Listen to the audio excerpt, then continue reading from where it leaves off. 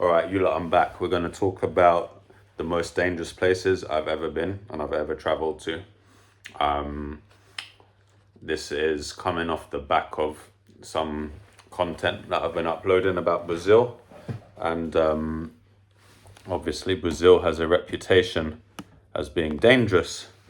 You are warned to be careful, to look after yourself, to watch the fuck out, basically, because Brazil's like this crazy, dangerous place. And anyone who's traveled or considering travel to Brazil, I'm guarantee that's the conversation you've had. So, the kind of, yeah, what we're going to talk about is like, is Brazil dangerous? The idea of like reputation and people telling you how to feel about a certain place and whether in fact that is grounded in reality or not.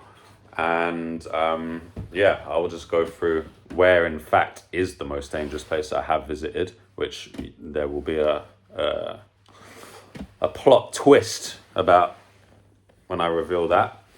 Because no one talks about this place being particularly dangerous, but it was where I was like attacked and experienced violence firsthand regularly. And then yeah, I'll just run through some other sort of crazy semi-dangerous experiences on the road. So yeah, I'll start off with Brazil. So, Rio de Janeiro. Let me just bring this in, man. Is Brazil dangerous or is Rio dangerous? No, from my experience. So again, people love to say a place is dangerous.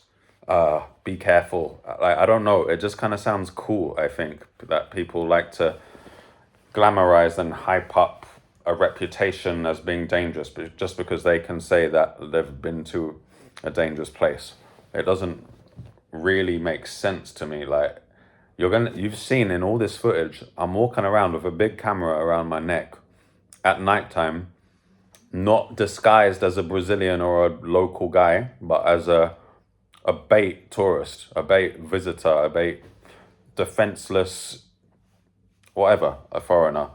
And the idea is that someone who looks the way I do in that part of the world is like at risk of, like, I don't know, getting killed, getting shot. And you do hear stories, and it's not to say those stories aren't true, but you also have to like experience things for yourself and understand the world for yourself through your own experience. I know friends who have said, "Oh, you're going to Brazil. Oh, it's apparently so and so got shot and mugged there. Oh, I'm not going there." Whereas I'm like, okay, thank you for saying that, but I'm not hearing that. Like, that was one isolated incident that I'm hearing without any context at all. And, like, fuck it. Like, do you know what I mean? Like, this is another question. Like, if you want to, or another point, like, if you want to be a good human being, or you want to be a man, like, you can't be easily led by what other people say to you. You have to learn and figure out things for yourself. And you have to, if you are a traveler, you should want to throw yourself in and travel for the right reasons and wanting to connect and explore. And that involves like a certain amount of risk, but also a certain amount of faith, that what you're doing is the right thing to do and that the risks are not that high. Like, we're not talking about going into fucking, I don't know, central Nigeria, Africa, where there's I don't know what's going on in that part of the country, but let's just say a really rural piece of the world where there's like civil war. We're not doing that. We're just going to fucking Rio. Do you know what I mean? And it's got this crazy reputation of this and that. So I'm rambling like fuck right now, but let's keep it moving. I'm trying to think of any like scary shit that happened. Like, there's I got one. There's a place called Pedra de Sal, and again, I'm advised to like get Ubers there because it's safe. At nighttime, the streets are a bit more deserted. It's dark. It's fucking scary. Apparently, it's terrifying. I walked at nighttime, 2 in the morning, 3 in the morning, whatever, and it's quiet. It's deserted. For that reason, it's like atmospheric and a ghost town on the eye. It's a little spooky in it, but you can't let that overwhelm you and like make you draw conclusions as it's scary and you're gonna get murdered. Like there's a place near Pedro de Sal and there's a little corner where it's got to be like 30 to 40 homeless people just just living, like lying on the floor amongst themselves. And like ghetto in Rio, homelessness in Rio is so sad. Like these are people with no clothes on their back. They've got, they're carrying so much desperation.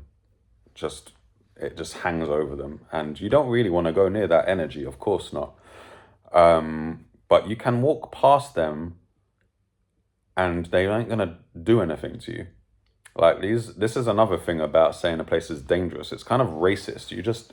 They're like saying people are so bad and robbed of their humanity and whatnot, that if they see you, they're gonna fucking kill you and do you. And I told this guy once, I won't name his name, but I was like, mate, I walked to Pedro de Sol by this back street, this little alleyway, blah, blah. And he was like, Louis, that was fucking stupid, man. He's European, that's why I do the accent. And I was like, what the fuck are you on about? Like, just getting an Uber from here to there and everywhere, you're so like, why are you even traveling? You're so disconnected to the real like experience and flavor of the city. So all I can say is I walked around the dodgy areas, and you got to keep your eyes about you, but I'm walking near people, I ain't hiding, and people just feel off that energy in it. They don't want to rob you. They don't want to fuck with you. You're looking people in the eye. You're saying tudo bem, which means hello, more or less, and that's it, man. So concluding, like, if you want to travel somewhere and it's got a dangerous reputation, take it with a pinch of salt. Take it with a pinch of salt. And if you want to like comment where these most dangerous places are, I'll travel there with my camera and do my thing. Right. I've actually got notes here. I'm just going to cut to the twist right now. I'll go through some other dangerous countries, but the most dangerous place I've been to, drum roll, is New York City. That place is dangerous. Like, there's no two ways about it. I was attacked there twice, which is more than I've been attacked in any other place. All the dangerous places, Brazil, Mexico, Colombia, Argentina has a bit of a reputation, but in New York, mate, fucking hell. I love New York. It's so sick. It's a great city. There's a lot of positive shit there. Creative, beautiful people, so much fun. But at the end of the day, I was attempted punched in the face twice, and my friend was knocked out in broad daylight. Yeah, I'll get into the story. So I was walking through Times Square of all places, like central Manhattan, and I was on the top of the world. I just arrived in New York. I was feeling like the man. I'd had a great couple of weeks. Things were clicking. So like I was walking with my shoulders high, my chin high, feeling obviously no fear, no bad stuff. And that's the context of the day. And I'm walking down Times Square, and like it's crazy busy in Times Square, obviously, but at this specific moment, like the cars just disappeared. And this is like 6 at night. It's light. There's people around, but like the cars just emptied the road for some reason. It must have been a red light. And Times Square, the roads are big, they're avenues. So I'm walking across this road and it's long to cross the road. And then there's this other guy walking about 25 meters to my left, adjacent with me in line. So we're both crossing the road like that. And it's kind of locking eyes with me and I'm registering it, but I'm not thinking anything of it. And then I take a left as he takes a right. So we're going to cross each other like this. And he steps into my way. And I remember it, we're like this close from each other. And at this point, I can see a kid, young guy, definitely street, definitely like, a streetwise New Yorker. And yeah, we step into each other. And I'm still thinking, this is the other thing about explaining situations. Everything happens in a split second. It's impulse and instinct. So when I'm saying I'm thinking this, that's a bad way to actually explain it, but I'm just in a good place and I say, yo, looking him in the eye, and he just swings. And he just clipped me. I stepped back a bit, but he just kind of clipped me around the chin. And then bang, you're in shock. And he just sort of storms off past me after that. And everyone's watching, by the way. No one says, are you okay? Are you whatever? Everyone else, you're in Times Square, there's a tourist. They don't want to get involved either. And I'm like, I'm still standing tall. Like, I'm not running away. I'm just standing there like, what's happened? And he storms off. And when I say storms off, he kind of storms off in like a Golem-y, like sort of manner. So from that point, I can tell that he's probably high and absolutely crazy. And then he goes off around the corner, and I remember sort of taking a couple steps that way because I wanted to follow him and like beat him up basically, but that's not me. And he was with a gang of people, and his gang was like crossing the street, I think, to come and get him. And these were like big men. These were like fucking street geezers. And I remember he said to me, "Nah, you good." So that was kind of exciting, to be honest. But I thought, like, looking back, if that connects, I'm getting knocked out, and who knows where that path takes me. So yeah, that's like a broad daylight violent moment. And yeah, you just have to get on with it, like there's no one's gonna give a shit. I met up with this guy like 5 minutes after to film, and I told him, and he was like, "Oh, all right, okay." So you just have to, in a way, like in a weird way, I was kind of happy that happened because you can tell from the shit that I put out there, I'm trying to get experience. And I was like, yeah, I just got punched in the face in Manhattan for no reason. I was like, that's a good stripe to have. You lived through that. You didn't cry and shit your pants. Okay. But I didn't want it to happen again, obviously. And then there was another moment in Lower East, just off the Williamsburg Bridge. So me and my friend were photographing around, and we took a portrait with this lady, and my friend has his arm around the lady and they're smiling, and I'm like taking the picture, and then all of a sudden, bah! Like literally out of nowhere, two men have punched my friend in the head. And it's amazing how the memory like stores these moments. It happens in a split second, but you see it in slow motion. Because like, I swear to God, my friend fell over slowly, like this, and blood, I could see blood like spurting out of his head in the opposite direction as he fell.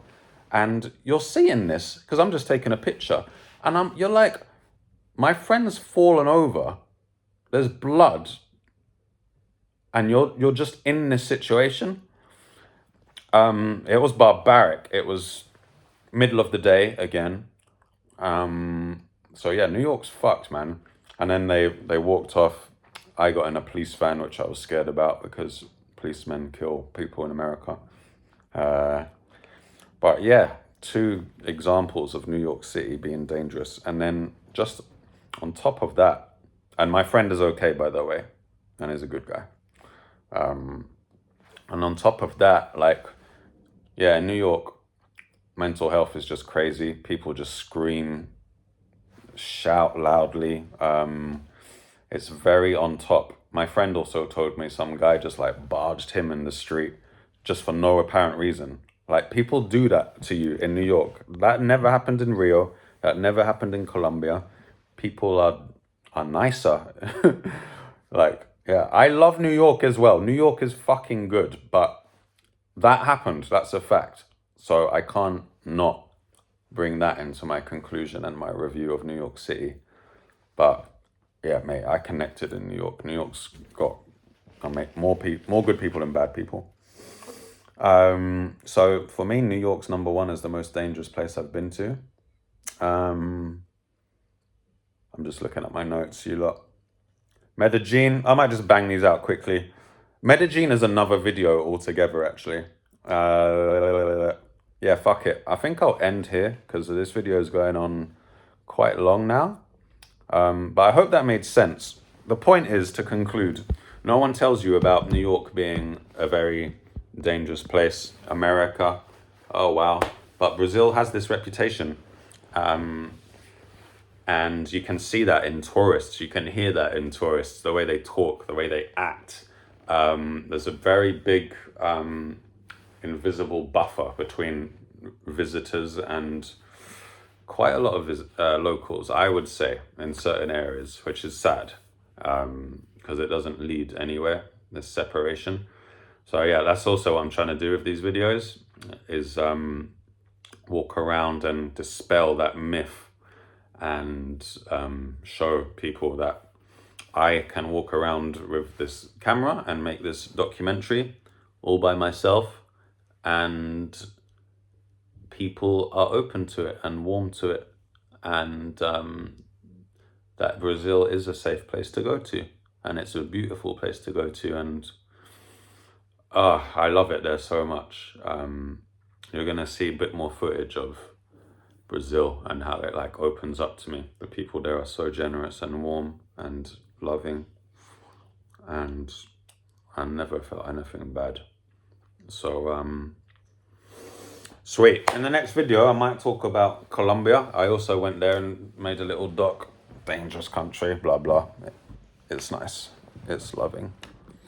So yeah, thank you for the subscribers. The channel's kind of blowing up right now. You know, thank you all. I hope you liked the video. Let me know if you like these little things of me chatting.